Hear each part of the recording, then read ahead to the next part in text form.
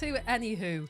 We're back for the new series, and we've already had 2 episodes that we came together bizarrely, which doesn't often happen. It doesn't. It doesn't. No. Yeah. My first question would be, how did you watch it? Did you stay up and watch it on iPlayer? Did you wait until, was it 6, 7 o'clock that evening? Yeah. Or when did you watch it? I'm traditional. Or did you wait 2 weeks? Did you wait? Like so. I had to, for practical reasons, I had to watch it over breakfast. For breakfast? Over breakfast. I watched them over breakfast. That's just wrong. I know. You see, it's 1982 all over again. I have to have my evening meal and then watch that too. It would just not feel the same. To be fair, I normally have my evening meal at about 11 o'clock at night, so the 12 o'clock release probably works for me in a way. There you go. But I still haven't managed to watch it till late, so...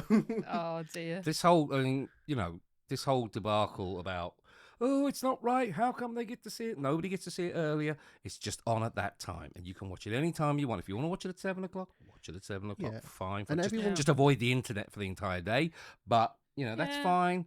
Everyone's viewing habits have now changed. And Exactly. I think having it so you can watch it whenever you want is just better.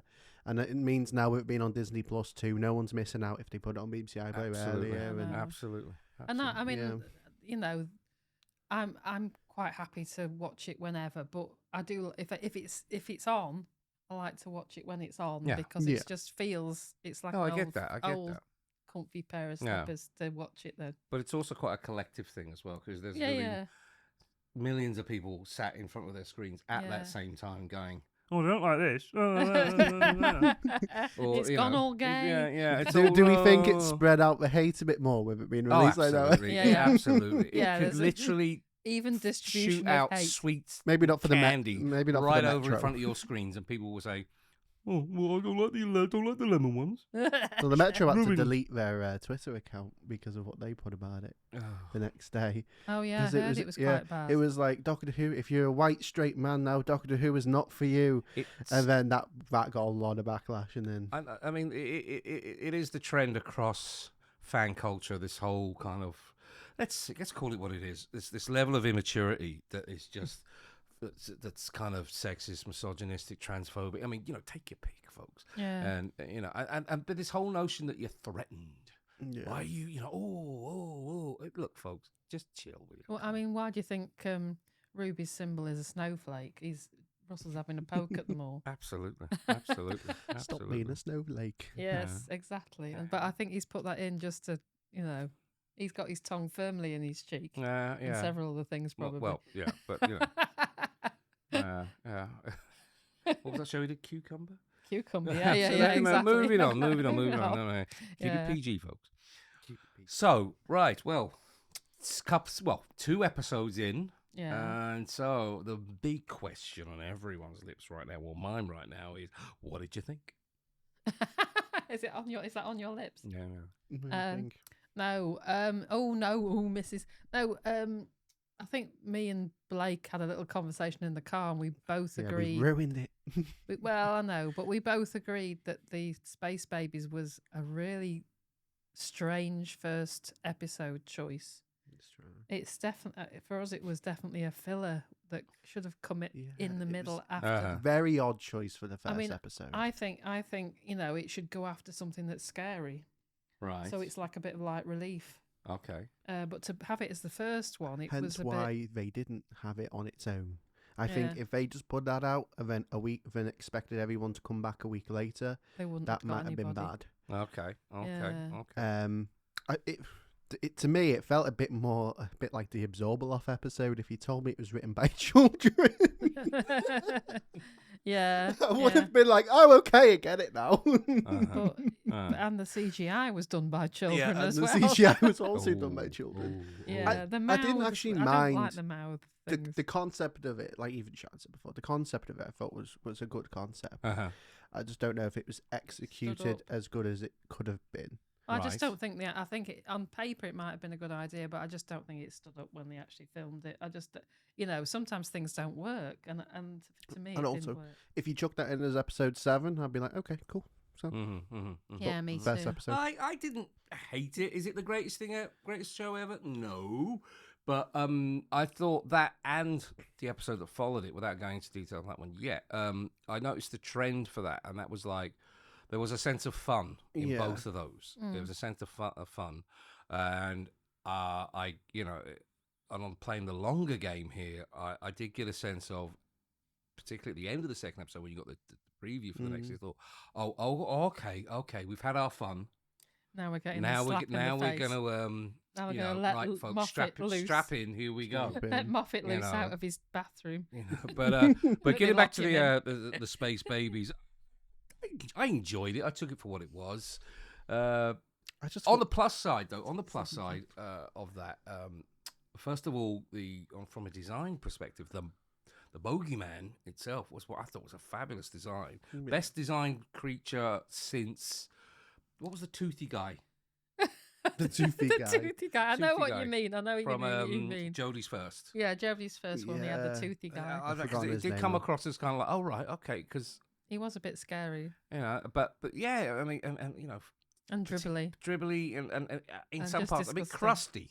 Yeah. Let's be honest here, and probably to pick at him would be probably quite satisfying at the same time. Yeah, like a proper bogey. Yeah, I mean, really get in there. That's about. They could have destroyed him though with a giant hanky. Yeah.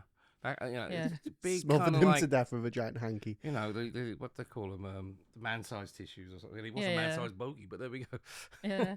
Well, there was a big tall dancer in there. There always is. I know, usually quite spindly, giving it the whole alien thing.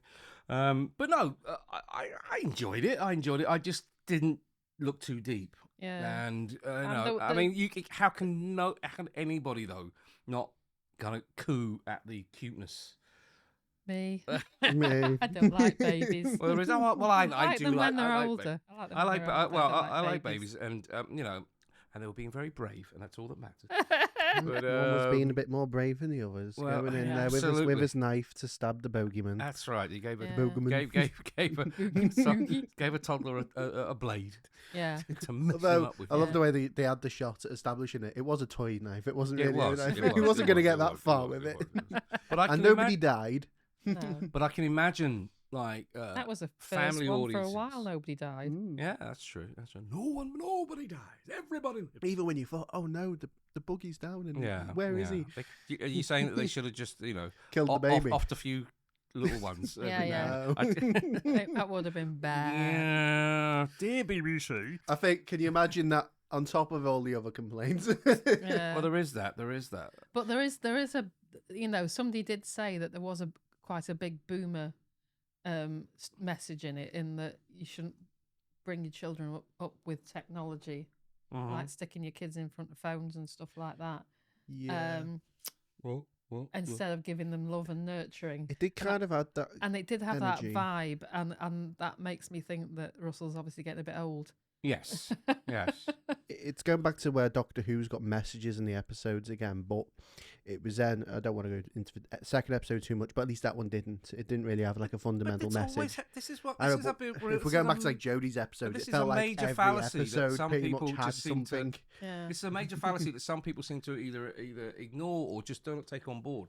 It's always been there. It's always had things to say. It was Jodie's, and like all good science fiction, boomer. All good science fiction, it always reflects the times that it was created in. Yeah. I mean, obviously, Star Trek has always been a little bit more on the nose with that, but Doctor Who itself has had, it's had many, many, many questions about roles, its societal roles, etc., the ecology, pacifism, etc. Oh yeah, racism, all that. The whole shebang.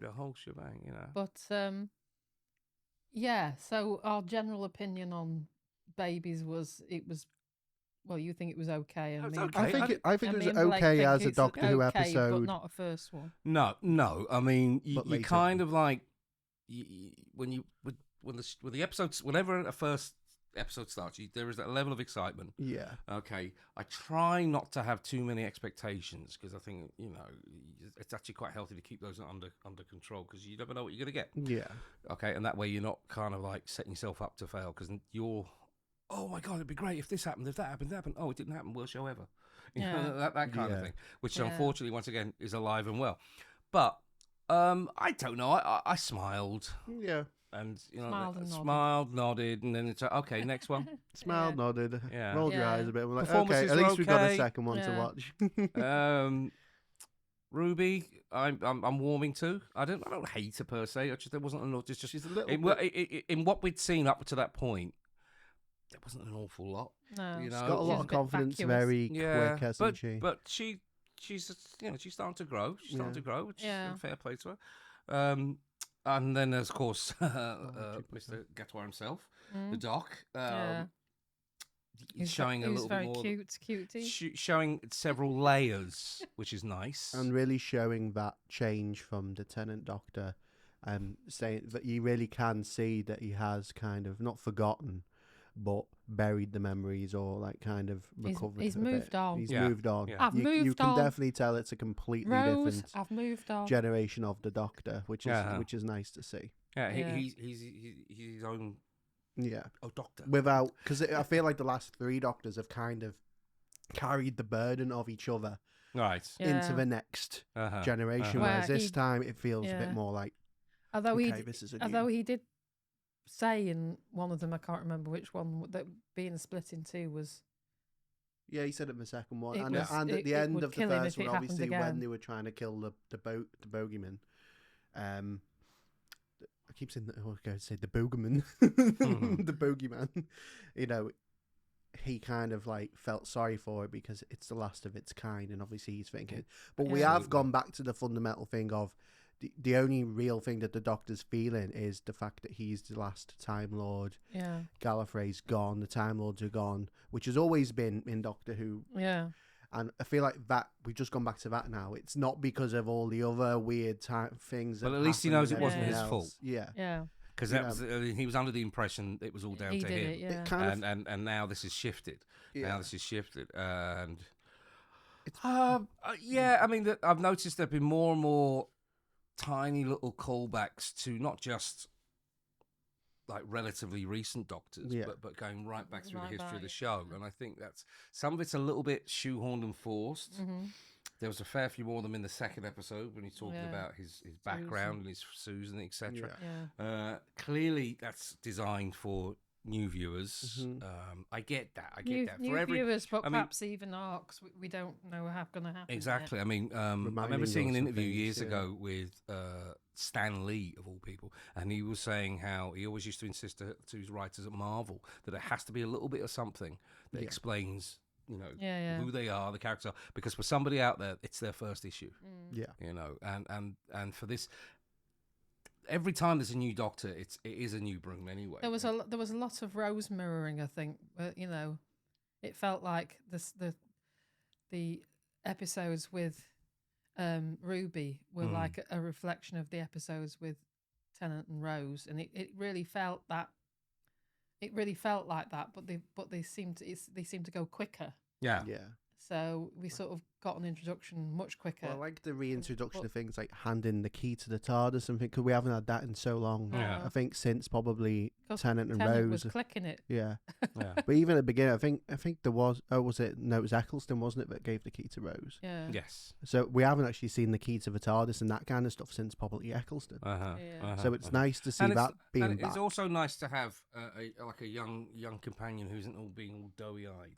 No, as well. I mean, I think they're toughening her up as we go along. Yeah. Although we've got we're getting interrupted. We're doing a podcast, Bernie. Go sit outside for a bit. Okay.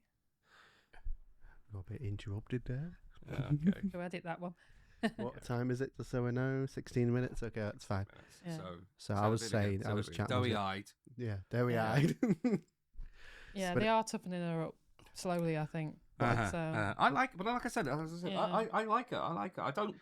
I mean, there's not an awful lot there. I'm getting Clara vibes. I was literally about to say the same. I feel like we're repeating the Clara stuff again. Instead of leaves. Now we've got snowflakes, and all this. Who is she? What is she? Where's she come from? The Impossible Girl stuff just feels like it's kind of Rani. It's repeating itself. Susan. No, she's Susan's. Let's complicate things further. Or She's it's his mother. granddaughter. Susan's mother. Susan's mother. That'd be the doctor's daughter, wouldn't it? It would. That's Which really would weird be. then. I think granddaughters Yeah. may be likely, especially them after mentioning him saying, "Oh, I don't know where she is. She's somewhere out there." You She know, might have because children, you know though. who knows. Yeah. You know, time's tricky. Yeah. Of course. So, shall we go on to the next one? Because Yes. we haven't got a lot of time, Okay. unfortunately, today. Whoa. Well, number one, who cast the Beatles? Yeah, they were a bit. They were like the ugly Beatles. It was The like ugly version. it was. One of I them- couldn't stop one of them- staring. One of them was a tutor at Mads, apparently. Ah, Paul well, McCartney one. I do have. I'm going to be completely in the spirit of transparency. I actually do have a tenuous connection to this episode, as a colleague of mine last summer was down to one of the last 3 or 4 actors who screen tested for the part of Scylla. Oh, And I had to keep that under my hat. I've known about it since last summer. But she didn't get the part because the singing wasn't that great. no. Well, the one on there. No, was Well, fine. exactly. or maybe their singing was too good. So Yeah. I And that messed- was the I- problem. So I did message her to say She wasn't your a- Scylla would have been better. She but wasn't no. a Laura Laugh. She so- wasn't. Well, oh, please, No. never do that again. No, I can't do a Liverpool accent. But should have got Keddy Sutton. But, Yeah. Should have got Keddy Sutton. She Should have got was Keddy great. Sutton. Keddy Sutton in everything. And for Yeah. those who don't know Keddy, look her up. Yeah. But no, getting back to the episode, so I enjoyed it more than Space Baby. It was fun again. Yeah. I've noticed though, I mean, a lot of people, like one of my sons, was just distraught by the singing and the dancing and all that sort of Yeah, business. I don't He's like just okay. But what I will give credit for is that both that first episode, the second episode, and we're not allowed to discuss the third episode yet, have at least got their own identities to it. Yeah. And for those who said that Doctor Who's getting silly now, they were doing silly stuff in the past. They have done lots of Yeah. silly I mean, stuff in the past. famously in 1965 story called The Daleks' Master Plan, there was a Christmas Day episode, first time the show had ever been on Christmas Day, and they had a Keystone Cop style chase in it. That Yeah. was all that, and Doctor was making fourth wall breaking messages to the Okay. Which home. we have had a couple of 4-4 breaks Exactly. in that episode, beginning and But even end. so, but I mean, Capaldi in his first story, Deep Breath, he did a fourth wall break when he did a real kind of like knowing look to the camera. Yeah.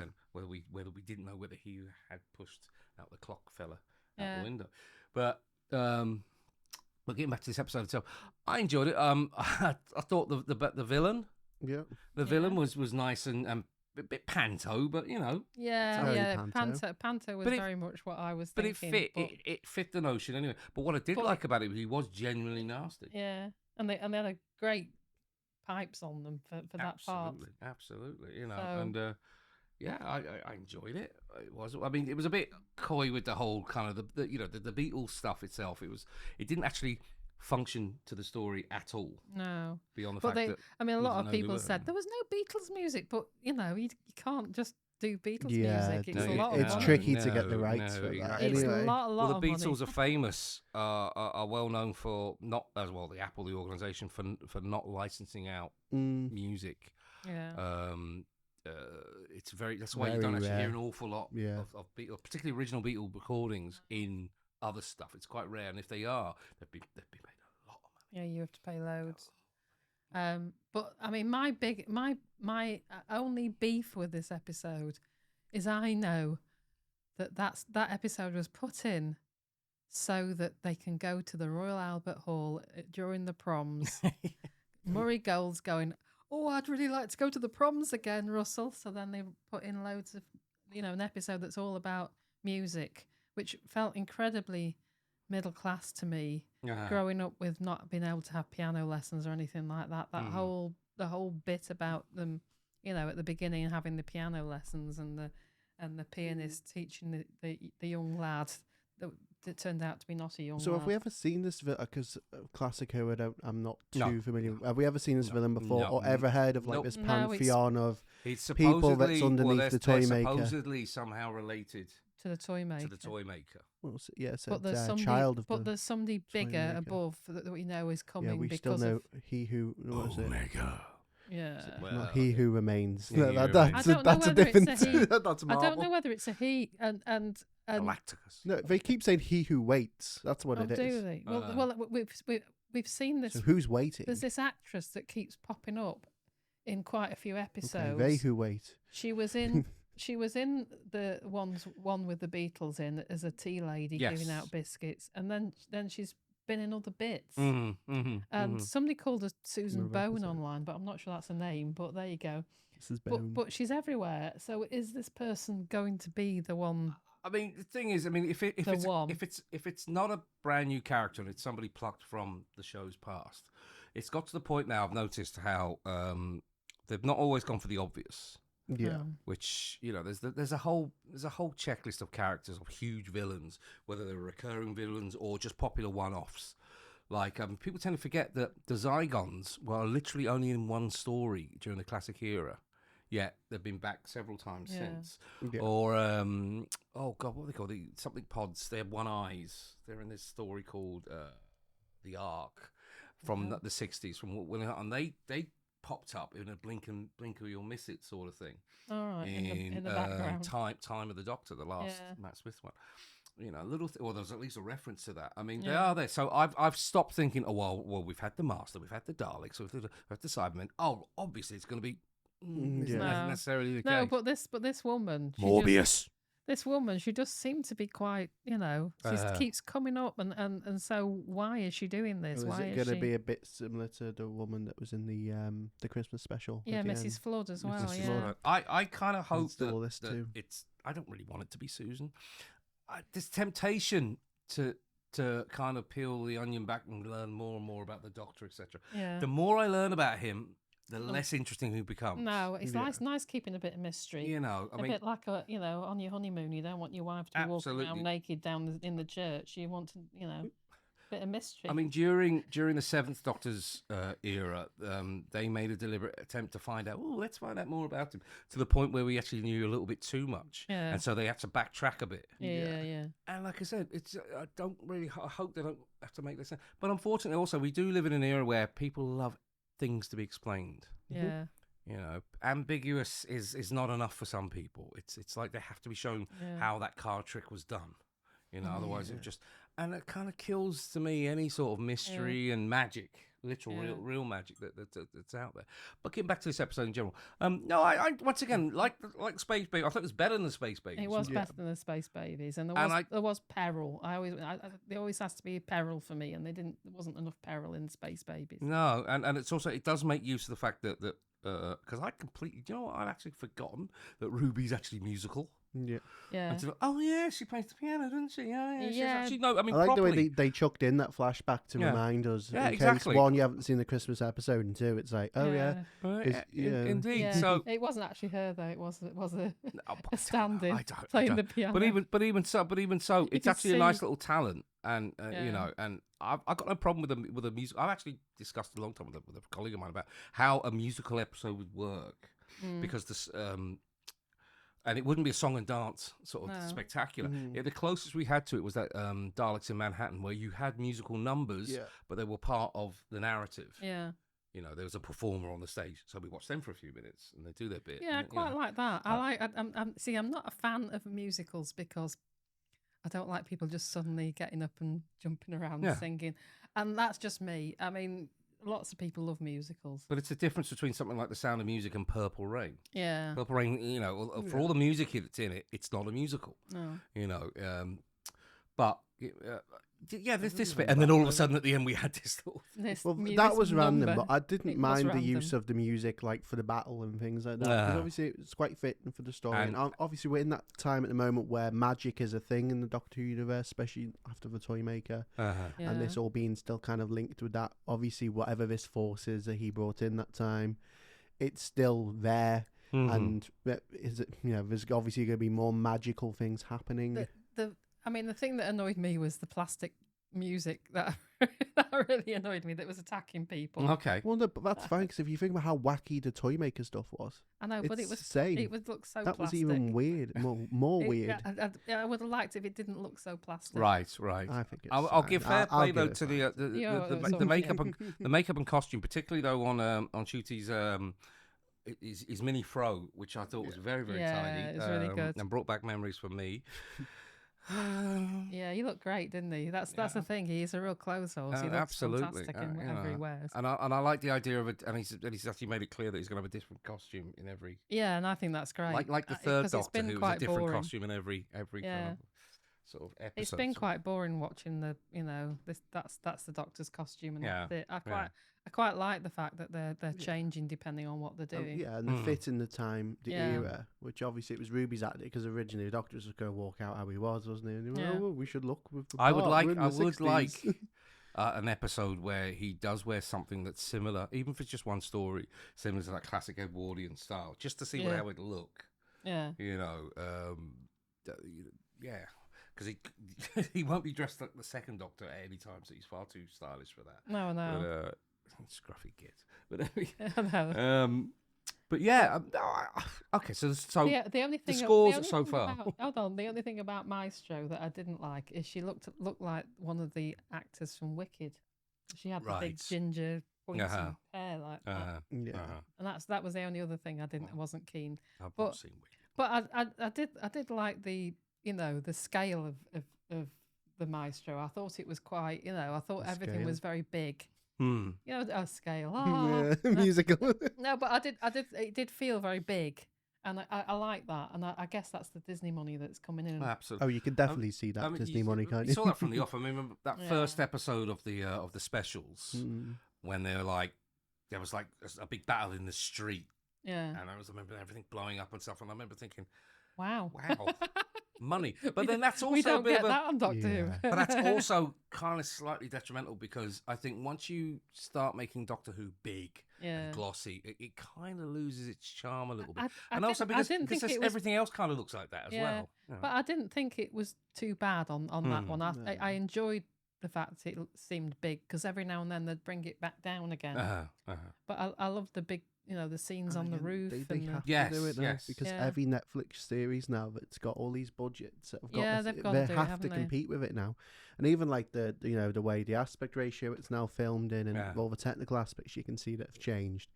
Even to just subtle things like, I noticed in the first episode when it started, the lower third credits. So when it starts, you can still see names just fading up and down in the corner, which is a very common thing now in Netflix series and stuff, like directed by all the actors and stuff in it, which has never been in Doctor Who before. No. And now they're doing that as well. Speaking of which, credits, I'm not that keen on the new Shooty's version of the theme.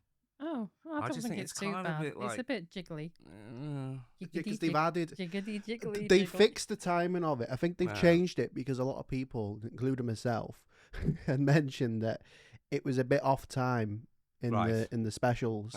Yeah. So where the logo came up with the music and how it ended, it just seemed a bit rushed and weird. Whereas now with the Shooty version, it seems like it's more timed, but it also still seems wrong. If that makes sense. I think my two favourite versions since the 2005 revival. There's this notion to be big, which kind of echoes the Paul McGann TV movie to make it big, which I think I love that version of the thing, because it is big. It was never before. But I think one of the pluses of the Jodie era was the thing. Actually, it's my favourite version since the show came back, because it scaled it back a bit, and it was very much as opposed to all that sort of business, which harkened back to my favourite version of the thing, which is the original. The original, which is kind of creepy and you're not quite sure. My second favourite, by the way, is the Peter Davison era. All right, okay. Which was the funky version, but yeah. So like I said, so I'm not so keen on that, and also the same with the opening titles as well. It's all a bit. What did you think about being mixed in with the story? So obviously in the second one, one of the fourth wall breaks was obviously when Maestro is playing the first note of the intro, and then obviously looks at camera directing, and it goes into the intro. So fourth wall break into it. I'm glad. I was thinking, is this going to continue for the entire intro? But I'm glad when the actual theme did. That actually wouldn't be such a bad idea, to be honest with you. I think you should mix things up like that. You shouldn't have it. There's nothing to say that the show's the formula is exactly that, a formula, in a sense that this happens. Yeah. Well, why not have like muck, I mean, muck around it? Breaking Bad was the real one for mucking around with the intro. Yeah. And I think, a lot of people have learned that now, that's actually quite a good thing to draw people in. Peaky Blinders did it as well. They have various different versions of Red Right Hand. Red Right Hand. And this. Oh, what a crossover that would be! Very deep to sing that song. That would be, put Arthur Shelby in the TARDIS. Yeah. All right, where's the Daleks? But yeah. They are changing it up a lot with the intro, because even in the first episode, they just started straight into the intro. There was no like prelude or anything. It was just straight in intro. And we're going, which is good. Which I suppose, because it is meant to be series 1, episode 1, that makes sense. And it had that sense of like, and now BBC One, Doctor Who. And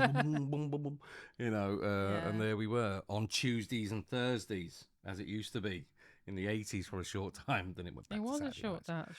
That was also the Peter Davison era. He wasn't on Saturday night, folks, so stop moaning. And neither was Sylvester. Oh wow! But yeah, I mean, the story so far, I liked them both. Not classics by any stretch of imagination, but not every episode is. And I think I'm talking to everybody here. You just need to keep your expectations in check. Yeah. And because you never know what's around the corner with this, and that is the beauty of this show. And it is, and you can feel bits of arc coming in. Yeah. And you're thinking, what are they going to do with that? I'm more excited for the arc aspects. And I'm like, I did actually go through my mind of, am I really going to continue? I mean, obviously, I've always watched it. So I'm like, obviously, I'm going to continue. But I think the only thing that was proper, especially after the first episode, what me to watch more is the arc and the unknown aspect. I mean, by the time we get to, how many episodes are there this? Because I know they are shorter seasons now. I think we've got, at the most 10, I think. But when we get to, let's just say 10 for now. But so that revelation that will appear in episode 9, that everyone, I'm trying not to gear myself up for that moment when, oh my God, I mean, they kind of flipped it not last time, but the Spy Game, the second season of what's it called? Jodie's era, when they introduced the Master in the first episode, and nobody saw that coming. Yeah, and I thought that was very good. I like that. So, but they didn't with this. But there's been no spoilers, folks, because there's nothing to spoil so far. Yeah, so far there's been nothing. No, there's nothing really. I mean, I don't know about episode 3, but Yeah, you've not watched it, have you? I've not watched it yet. No, he's not. That's why we're only doing episodes 2. So that's why we're only doing 1 and 2, and we're not doing. We'll do 3 and 4 soon. Next time. Okay. And on that bombshell. Yeah, I think. Yeah, thank you for watching. This has been Anyhoo, and you can catch us, Blake. YouTube.com/ I think Anyhoo. Yeah, okay, brilliant. All right, thank you very much. Or link in the description. Thank you. Live long and prosper. Wrong show. Oh, no.